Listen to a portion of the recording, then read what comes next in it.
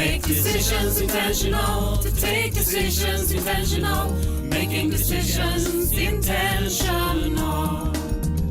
Make decisions intentional, to take decisions intentional, making decisions intentional. It creates a new world to mind a shift, intentionality, perceptuality, conceptuality. We are choosing to shift our mind to best for the world, best for our world. Make decisions intentional, to take decisions intentional, making decisions intentional. Make decisions intentional, to take decisions intentional, making decisions intentional.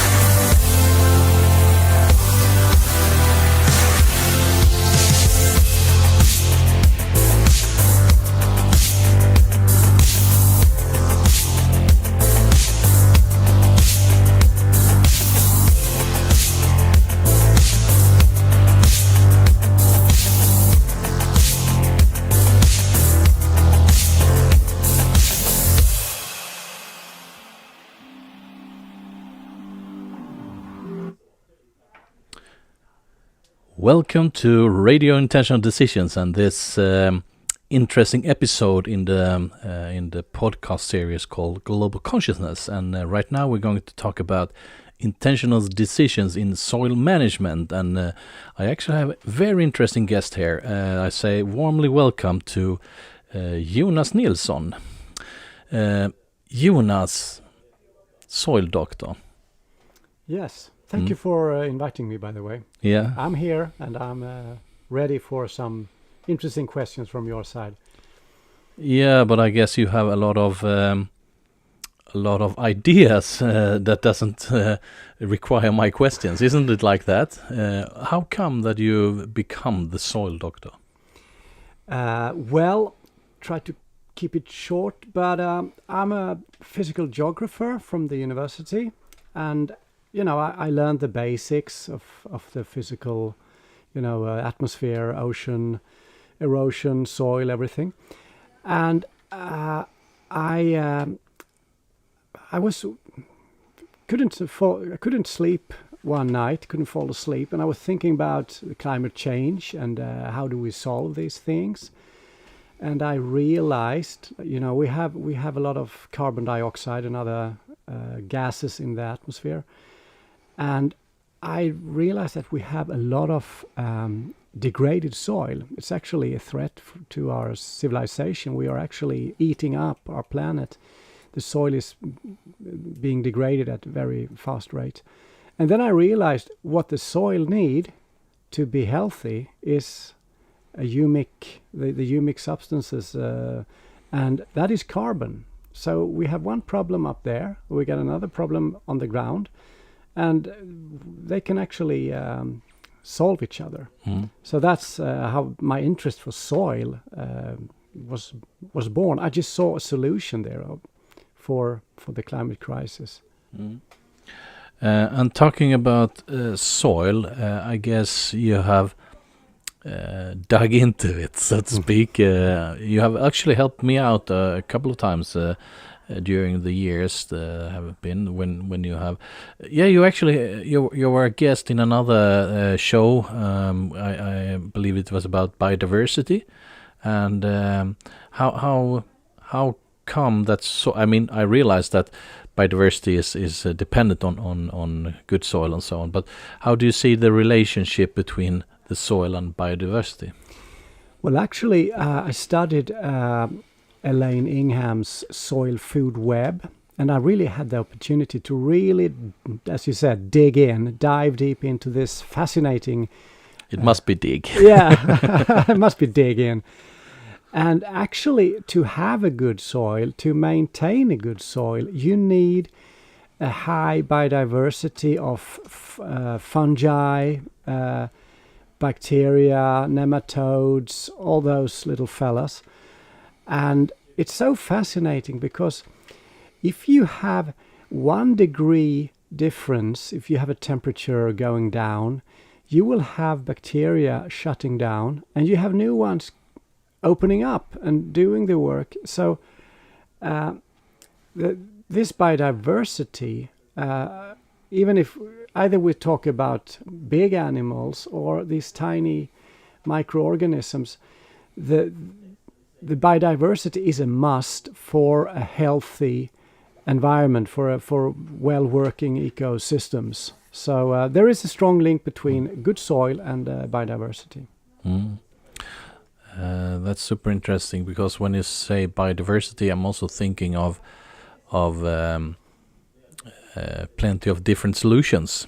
That's another way to point out biodiversity or diversity.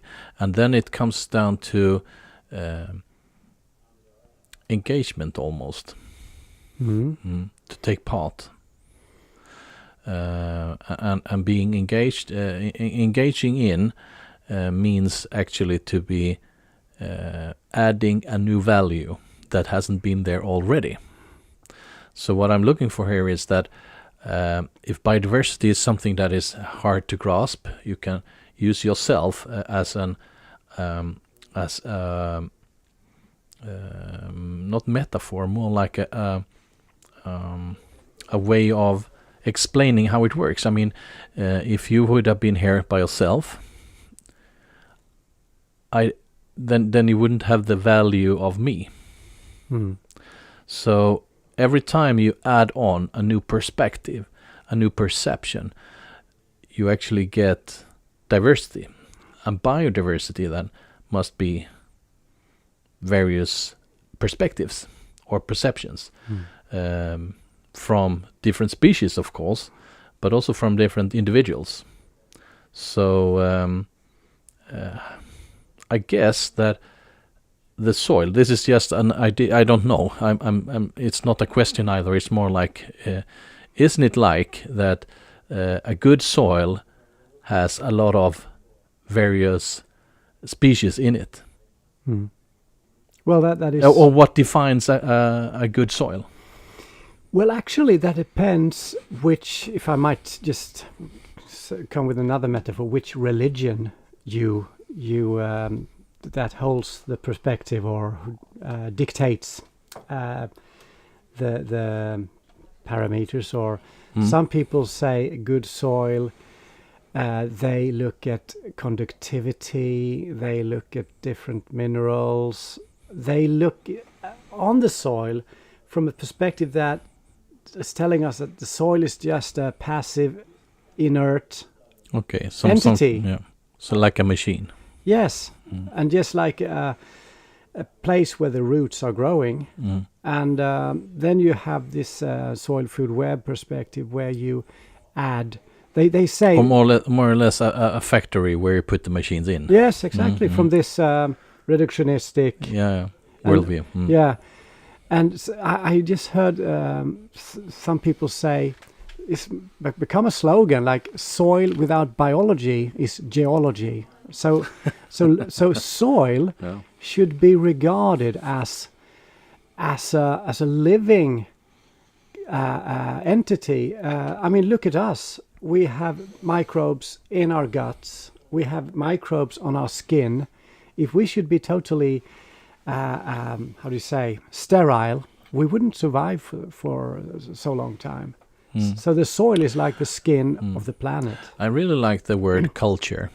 I mean, that relates to what we also use as environment for us humans, a culture, an outer culture, like when we come together in a society and so on, and an inner culture, my own thoughts and belief system, which is the soil for my life. And so by using those metaphors, we should at least be able to understand that it has to be more than geology. Yes. It has to be something more. It has to add. It has to be add some, life into it. Yeah. The touch of life. The touch of life. Yeah. So how can you then? Then I realized then you can't measure it. You have to have other ways to maybe look at it or feel it or touch it or smell it. Well, you said something interesting here because they say, how can you measure if the soil is good? Well, you start smelling it. You know, the smell of forest after it's been raining. It's a special smell, and that's the smell of good soil. And then the color should be like 75-80% chocolate with that level of cocoa in it, pretty dark. And then the feel of it, it shouldn't be compacted. It should be, easy. It should be full of threads and stuff like that. Yes, exactly. Okay, so I was actually interrupting you because you said, okay, so this is one religion and the other one is, and then I interrupted you. Yeah. So just before we left the previous religion. So coming into the new one then, when we're talking about, so everyone gets it, that religion, when we use that terminology, it's more or less a worldview, way of looking at the world, right? Yeah. So it's a belief system. Yeah, exactly. Okay. Based on some assumptions, some kind yes. of fundamental assumptions. Yes. Okay. And the other religion is like the holistic, where you integrate life, where you look at how the soil is a part of the hydrological system, it's a part of the geological processes, and I mean it's really dependent and interdependent, and it affects other systems downstream. So a living soil, for example, is a part of the hydrological cycle, and it actually cleans the water. It holds the water. So instead of having flash floods, you will have the soil working as a sponge, for example. So people, farmers that have been restoring their lands, they say, we used to have a creek here, but there was only water in it during springtime. But now there is water running year round, because you don't have rain and then it washes off. You have actually a holding capacity for the water. So it also has to be a lot how we treat the soil, and how we not only look at it, but also how we live together with the soil. Yes, we have to learn to be soil managers. So, and unfortunately, the modern agricultural world perspective is like soil is something dead, and you can only grow plants by using machinery, high yield varieties, and pesticides and fertilizers, mineral fertilizers. And it worked for a while, but it doesn't work anymore, and the costs are getting so high that the margins are disappearing for the farmer. So he need more land to survive on those tiny margins. Yeah, and as I understood, maybe you can correct me if I'm wrong. I don't know exact level, but if we don't do anything, or at least if we don't change our way of treating, you call it management, but it could also be the relation. If we don't change the relation to the soil and earth itself, the soil will be not useful any longer. We talk about the last harvest. Yeah. Okay. So that's right. Couldn't you fill in here? I don't have the right concept to talk about it, or the right figures. And Yeah, so sure. Well, it's this mechanized chemical agriculture. I mean, every time you put when you're tilling, you're disturbing the soil.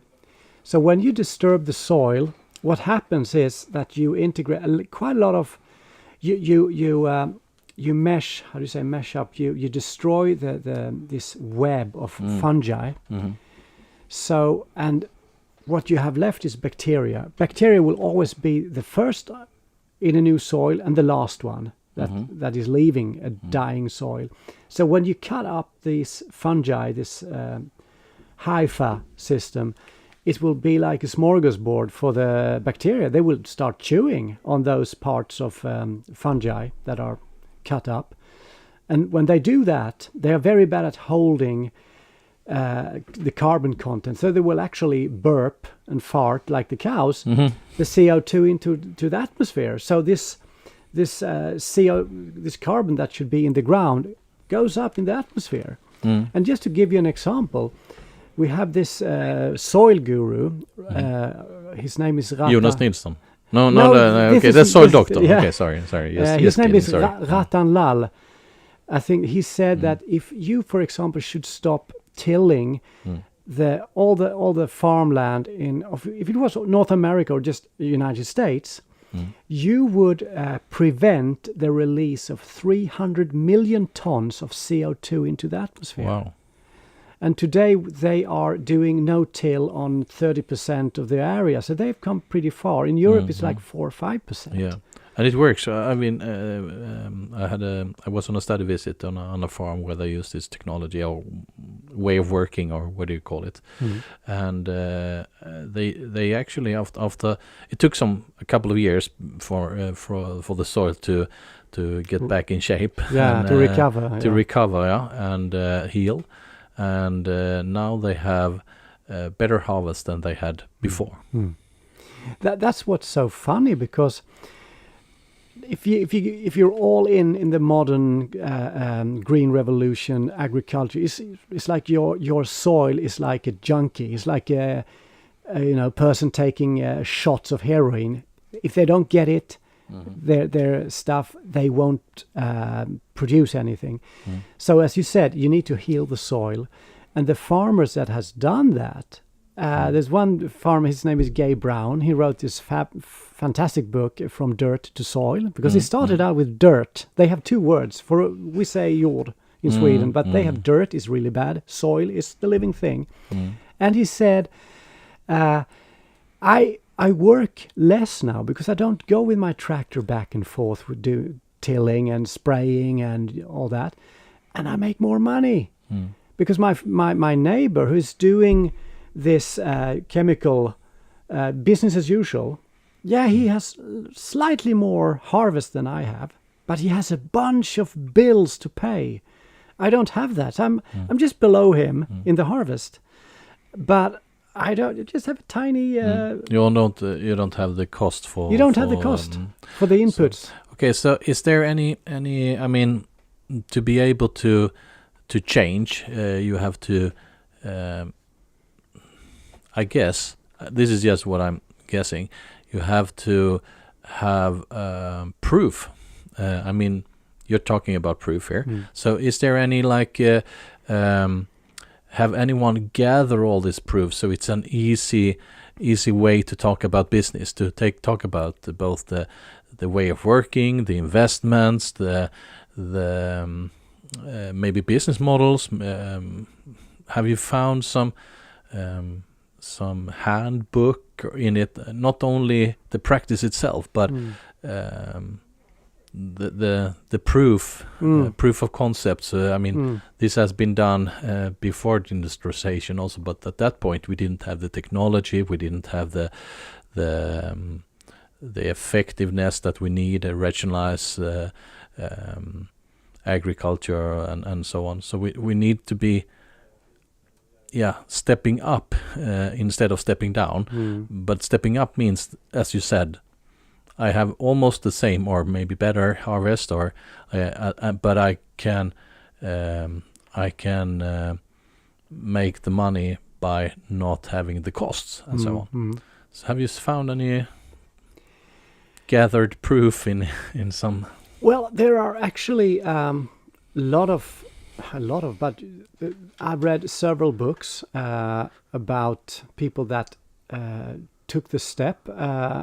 I mean, the first door I opened to this domain was a book by David R. Montgomery, Growing a Revolution. And he makes a tour in the Midwest, and he see functioning farms and farms with old tractors, and they look like they have a hard time. And the guy who is riding with him say, well, you see the people with the nice, good-looking farms and new tractors, they are the guys who actually went regenerative. They are making money. But a handbook, Gabe Brown also talks about one way of selling his products is like, when you have a good soil, your product will be good. Because, I mean, it's back to the, what did your lunch have for lunch? I mean, if your cow is fed with antibiotics, the meat will not be full of those nutrients. And it's the same with what you're growing. Yeah. So nutrient-dense food is... But the ordinary consumer, are we like aware of this? I mean, do we even know that there are alternatives on how you manage your soil and how you do your harvest, or how you do when you put the seeds into the soil and so on? Do we have any idea? I mean, can I even make some kind of a informed choice? Well, we spoke about that. When was that? Yes, with our students. There is no kind of label yet in Sweden or in Europe about regenerative. I don't think we are the forerunners, actually. The regenerative agriculture hasn't become a household word yet. So we have we will have to educate the people. I'm trying to get this film over here in Sweden. The name is Common Ground. And the first film... I like that one. Yeah. Fantastic. And it's actually sequel. Do you say sequel or follow-up? Yeah. The first film, the name was Kiss the Ground. And I'm trying to get it to Kino in Lund. Okay. I am continuously talking with them, and they're trying to get the film over here. So, and it's films like that. And you have Woody Harrelson, who is the speaker. So over there, you have those progressive artists who are into it, and they are like, how do you say, good förebild, role models. Role models. So they are ahead of us. What I'm thinking of here is that when you have a system and you want to change it, you're often controversial first. You have a norm, and then you are norm critical, but then you become norm creative, and after that it becomes the new norm. So what would you say, when can we talk about regenerative as conventional? Well, I hope it won't take so many years, but on the other hand, if you're realistic, you have Is it a generation? Yes, it could be, because now the people that, I mean, we have contact with SLU Alnarp, and we had Richard Perkins there from Richdale Farm. He spoke about his farm where he go regenerative. He could show them his figures. He could actually pay off his farm within 5 years. And wasn't that of interest then? Were the farmers there to listen to this? I mean, this must have been super interesting, or? Yes, but there could have been more. So it was a third of the places were taken. So still, it feels safe to be conventional, because you are doing what your parents did if you're a farm owner, and it could be tough to change, because you need to be brave to question the business as usual. They say there's a social pressure. So there are like inner forces within the system that keeps, again, this is what we often talk about in radio intentional decisions, that there is a system, but the system is us. So we can't blame the system. We can realize that we can change it. We can come up with new ideas. But of course, when you rig and design a system, very often, one of the principles is to preserve the system itself. So the system becomes self-consistent, and that's the problem with every set of rules. If you don't have an extra rule saying you can always question the rules. So is there such ideas if we now change to a new system that is the best we know today, and if we go back in time, I would say the system we have today, at that point, it was the best they could come up with. So probably we will rig a new system which is hopefully better than the previous. But at a point, we will come back to the same question, of course: how can we change it for the better? And is that a part of the regenerative idea, to always be open for new solutions? Or is it really a rigid religion, that too? Good question. What I like with regenerative is that when you have come into the regenerative processes, when you start working with your soil, this system will continuously work for you. The soil, if you don't screw up or accidentally cause a damage on the soil and the microlife, it will actually work for you year round and continuously improve the soil. So that's, from that perspective, it could be, working with the nature and observing the nature and mimicking the nature when you are growing food. For me, in a way, should be the final step. But but when people say we are finished, then there's a big red light saying no. We will never be. Okay, so let's say we do this change within a generation. What do you think about the competencies? Do we need? I think it was 2 years ago in an event called Skåne Innovation Week. We had the topic called future competencies, and we actually came up with one of them. and now you're sitting here. We call it soil empath. And so, is it really new competencies, or is it just a change of mindset, or is it, from your point of view, what does it take for us?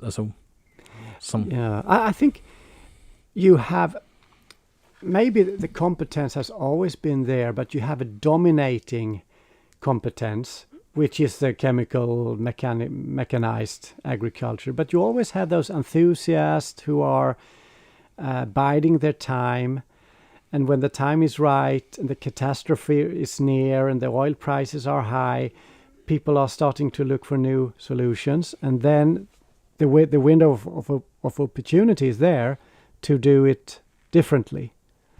So it could be, I don't think it's a new competence. It has always been there, but by a minority. Maybe a little bit more trust. How do you mean trust? Trust the nature itself. Yes. Trust in both the nature and in the processes, maybe. I don't know. But we have this strong belief that we are so much smarter than Mother Nature. But we are not. And if you look in history, civilizations, they have thrived and they have collapsed. And why? Because always the same thing. Soil degradation. If you can't feed the people, they will start killing each other. The entire system will collapse. So that's the end of that. The Roman Empire had it. I'm thinking here also about, when I said future competencies, I'm also thinking of the competence to choose. And again, it's a part of it is information, of course. You have to have some kind of a lowest level of information to be able to, or knowledge, or whatever we call it. So what would you say is the required knowledge to be able to make the choice, the shift, the the new habit, the new. What is can we isolate it to 1 or 2 or 3 or something like that? What would that be? I think for me it's a lot about empathy. I mean, we have this fantastic planet with all those. I mean, look around. I mean, you have the birds, you have the fish, you have fantastic life forms, and all the senses. You have the smells, you have the visual, all that. And so empathy and love and this for example, when I'm standing outside my house in the middle of the night and I hear and I smell the nature because I live in the forest, and I just feel a little bit stressed because I ask myself, will my grandchildren be able to get the same sense of joy as I have? I mean, listen to the nightingale in the summer evenings. It's such a wonderful thing. But now I don't hear it anymore because I cut down the trees. So they moved. No, I didn't. But on the other side of the creek, they took it down. So now they might be back. They're not extinct. They just moved. They moved away. Yeah, probably. Yeah. So would I have if they cut down the trees in my garden. Exactly. So empathy and love, and to make this a fantastic world be experienced by coming generations. To leave it better, because we need to leave it better in a better shape than better we came. shape. Because we have caused so much problems. Yeah, and of course there is like a problem with causing problems, because then you put some guilt on yourself and blaming and stuff like that. But maybe we should just leave that behind and look forward and see how can we arrange and manage this and also restore the relation. Yes, absolutely. So, do you have any projects here coming up? Any ideas that you have for recovering the soil, lifting the ideas with the biodiversity and so on and so on? There are all kinds of ideas, and my thing is like this budget on a shoestring, using land. Because I planted a tree, and of course there was someone who had on his to-do list to take away all trees that wasn't in the place that they were planned to be in. So the tree that I planted on a public space was taken away. But then I say, well, you have a lot of wasteland.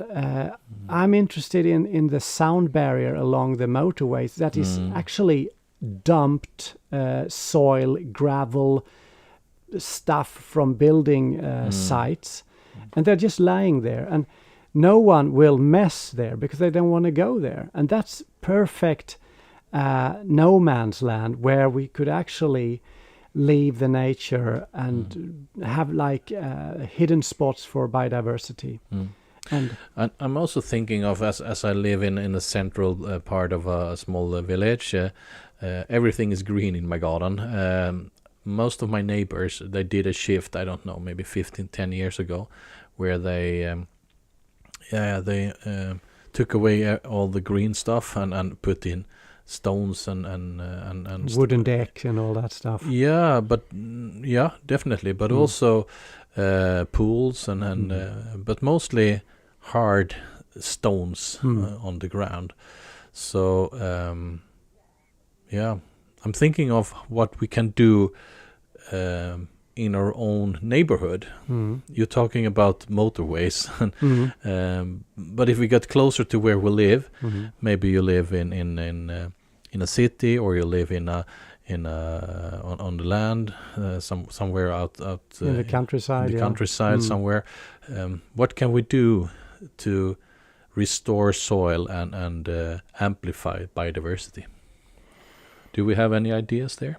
I can start with some. Yeah, okay. Just let it grow. Just let it grow. Yeah. I try that. It's interesting because when I tried to gardening it, I had a lot of things to do. But when I realized that my garden takes care of itself. actually interesting what you're saying, because you have those tree planting projects. Now we say we're going to plant 1 billion trees, and planting a tree is like having a child. Where? All around the world. Okay. They have this billion tree project, and they have calculated where we could actually put the trees without interfering with the need for agricultural land and all that. But planting a tree is like raising a child. Planting it, making a kid is fun, hopefully. But then you have to raise it. So Take care of it. yeah. And for example, if you're planting, many they want to plant the trees in Africa, because Africa is always there for our sins, or we can always solve it in Africa. And they plant a lot of trees, and then the people who live there are not involved. They are not planting the trees that should grow there. And many things that they just see the number of trees like a commodity. We're planting 5 million trees, eucalyptus, in a place where they're not designed. I mean, our forest in Sweden is a perfect example of that. We call it a forest, but it's a wooden plantation. It's a plantation. So what these people say is leave the nature alone. We want to go in there, fixing things and create, but many people say just leave it, and the nature will come back. But we have such a hard time just to turn our back to it, because we want to get involved. Maybe that's a strange love. We do too much, but the nature say, we fix this. We've done this many times, and you come in and you think you're doing the right thing, and you mess things up because we have been here for 100 millions of years. But also in my garden, just to take this little example, I don't have many square meters, but it's a little nice garden. I have some neighbors there, some birds, and some what do you call it? Eaglecote, do you know? Hedgehog. Every summer, or parts of the summer, there's a hedgehog here. And talking about the birds and the butterflies and so on, the birds there is like a specific couple living here, and it's super interesting how we relate to each other. And when I do something in the garden, the female in this little couple, she interacts with me always, and also the other way around. If I see her, I come there, and we actually had we worked together a year ago. Last summer, I was preparing for my 50th birthday, and I was taking away. I had a little spot where I growed some stuff, and I also when I had like pots and stuff with soil in, I just put everything there. So there were a lot of what do you call them, maska? Worms. Sorry, small worms. So when I took that away, there were like plenty of worms, and she was looking at it with her left eye and with her right eye, and so she sat a half meter from me, and when one of the worms were visible, she went there and took it, and so we had a fantastic afternoon and together. She's totally comfortable with you. I mean, that close distance is I impressive. was providing her with perfect food also. So. That's really so nice. there is a lot of relations that we can actually recover. Not only the relation to Mother Earth herself and the soil, but also to all of the life that is part of that system. And maybe that's also that we have been, how do you say, cut off. I mean, today it's consumption. We can actually live without having any contact with nature. I mean, only like consumers. We go to the shop, we buy our food. We don't have any idea from how it was produced, where it comes from, how it was processed, nothing. So, and with how do you? Yeah, but this is also something that we can rediscover. Absolutely. So if we turn it all the way around, we got a huge potential for human mankind and our endeavor with exploring our own planet. I'm actually trying now to my son and his friend, because I'm going to grow my food in the garden, and I want to see if I can open their eyes to show them this is the soil. We put some biochar in here. We put the seed. We have to prepare the seed. Then we pre-grow them under a LED light so it can start growing. And when it has the right size, we put it out. And then all those steps. And then you get a feel for the knowledge behind it. And with that knowledge, you also have a huge respect for the living thing and how your food was actually created. Maybe they just get bored and want to go back to their video games. But I hope they won't. I don't think so. It's for real, and it's also something that you can actually relate to. So I would say most people, definitely kids, they want to participate. Yeah. They want to be there and relate. Yeah, I was planting the potatoes last year, and actually my son, he thought it was so fun, so he he skipped playing on his computer. It was much more fun to dig and put potatoes in the soil, and that was like a aha moment. Like, I need to involve them more. Yeah. So thank you, Jonas, the soil doctor, for joining in Radio Intentional Decisions and talk about how can we intentionally think and work with soil and recover the relation. Super interesting. Thank you very much. And thank you for everyone that has been with us. And if you have any ideas on this, I mean, they can probably reach out to you. Yes. Absolutely. So just look up Soil Doctor. Take care. Yeah. Bye. Bye.